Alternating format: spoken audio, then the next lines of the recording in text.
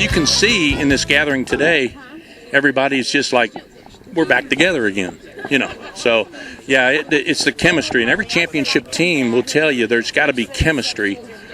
You've got to love each other. And the chemistry was there. It was just unbelievable. I tried to be very selective with the kids that I picked up. Number one, there were a bunch of kids that wanted to play baseball. There wasn't a kid on the team that thought he ought to play. It's really hard to describe, but we were a family. We've often talked, Dick Michaels and I have talked about this for a while because we coached together for some time in Excelsior Springs. And we tried to figure out how that chemistry happened in the group. Fred didn't make it happen. We made it happen as individual players. On June 8, 1968, 45 years ago today, right here at Philwell Stadium. In fact, we were the home team in the third base dugout. Williamsville College baseball team entered the NAIA record books.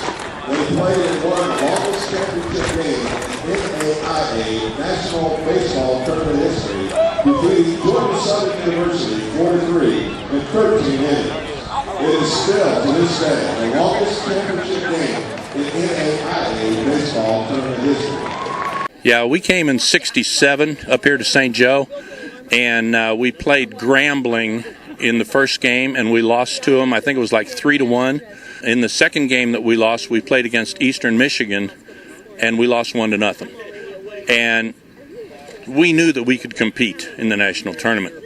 So the next year, I pitched in the first 3 games that we won and got saves. I maybe pitched an inning or an inning in the third or something and got saves in the first 3 games. And then in the first championship game on Friday night, we played Georgia Southern. And Fred brought me in the 6th, I think it was, and I pitched 4 innings in that game. And we lost 6-4.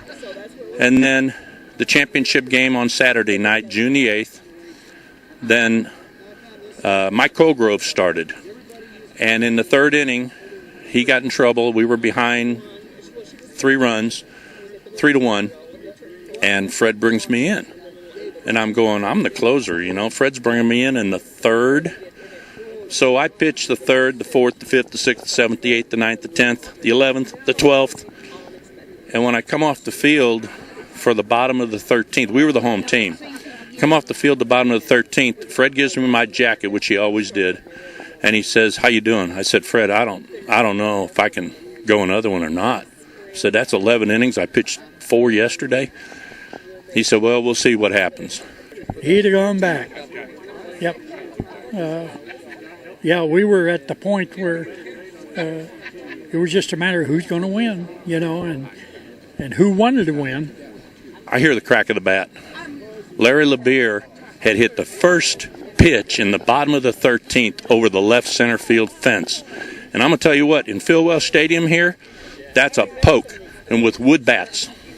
Number one, I was real happy for Larry LeBeer because the newspapers had kind of eaten him up about not, good fielder, no hitter, I don't know if these guys really understand. I do now because I've seen it in the national tournament for 4 years. We did something amazing. That was truly amazing. And it's made all of us special at William Jewell and in the NAIA.